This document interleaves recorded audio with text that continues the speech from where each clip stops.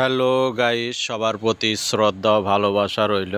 সবাই ভিডিওটা বেশি বেশি শেয়ার করবেন এবং চ্যানেলটি সাবস্ক্রাইব করবেন। ভিডিওতে আপনাদেরকে দেখানো হচ্ছে যে আমরা এই ড্রায়ারের দেখেন এই সাইডটায় যে এটা ফরম সাইড ড্রায়ারের, এই ফরম সাইডের শেপটা আমরা কাটিং করবো আউটটা, কারণ এই শেপটা আছে 200 mm ডায়া, তো আমরা এখানে 170 mm ডায়া করব।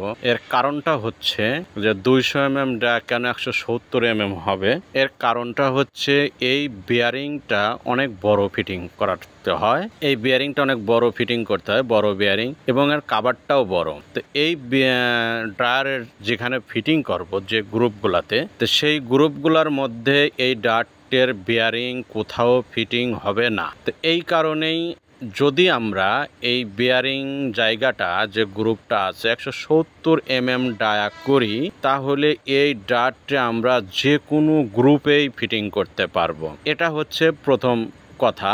আর দ্বিতীয় কথা হচ্ছে এই বড় যে হাউজিং আছে এই বিয়ারিং এর, আমাদের যে মেশিনের স্ট্যান্ডটা আছে, যে আমরা তো স্ট্যান্ডের অনেকে আছে আইভিম, আমাদের আছে স্ট্যান্ডের উপরে প্লেট আছে, এটা কিন্তু সিআই। তো সেখানে আমরা কোনো ধরনের প্লেট ওয়েল্ডিং করতে পারবো না, কোনো ধরনের প্লেট ফিটিং করতে পারবো না, কারণ এক পাশে যদি ফিটিং করে এক পাশেও করতে হবে, তাহলে সব ডায়ার থেকে এই ডায়ারটা আপ হয়ে যাবে। তো আমরা সেই জন্যেই এই ডায়ারের যে শেপটা আছে, এই শেপটা আমরা আউট কাটিং করে ফেলবো। কাটিং করে ফেললে ড্রায়ারের যে কোনো গ্রুপেই এই ড্রায়ারটা ফিটিং করতে পারবো। এটা আমরা একটা কাইজন করতেছি। অনেকেই বলতে পারেন 200 mm ড্রায়ার থাকলে তো শেপের শক্তি হবে, ড্রায়ারের শক্তি হবে, কিন্তু আমাদের আর যেগুলা ড্রায়ার আছে সেই ড্রায়ারগুলো 170 আছে। তো আমরা একটা মাস্টার লেভেল করতে হবে, মাস্টার লেভেল করতে হবে যাতে একই ধরনের একই সিস্টেমের বিয়ারিংগুলো হয়ে থাকে এবং বিয়ারিং হাউজিংগুলো একই সিস্টেমের হয়। একই সিস্টেম হওয়ার কারণেই এই ড্রায়ারগুলোতে একটা স্ট্যান্ডার্ড মাপ করতে হবে, বিয়ারিংটা স্ট্যান্ডার্ড করতে হবে, বিয়ারিং হাউসটা স্ট্যান্ডার্ড করতে হবে, ড্রায়ারগুলো স্ট্যান্ডার্ড করতে হবে, ড্রায়ারগুলো একই আউটে একই মাপ থাকতে হবে। সমস্ত ড্রায়ারগুলো এক একটা এক এক মাপ হলে সেখানে স্ট্যান্ডার্ড হবে না। এই কারণেই ড্রায়ারগুলো আমরা বিয়ারিং হাউসে ড্রায়ারের এগুলো রিপেয়ারিং কাজ করতেছি, এটা ডেভেলপমেন্ট কাজ। তো এই কাজের মাধ্যমেই দেখেন ভিডিওতে আপনাদেরকে দেখাচ্ছি, এখানে কিন্তু একটা শেপ কাটিং করা হবে। এই কারণেই এই ড্রায়ারের যে টুল পোস্ট আছে বা গাইডগুলো আছে, এগুলো এইখানে এইটুকের মধ্যেই কিন্তু চলতে হবে।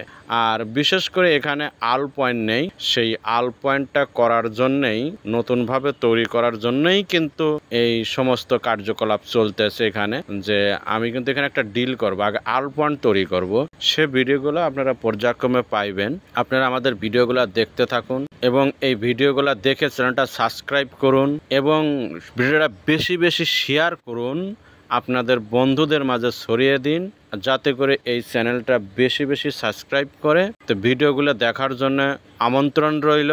সবাইকে সুস্বাস্থ্য কামনা করে আমি বিদায় নিচ্ছি। আল্লাহ হাফেজ।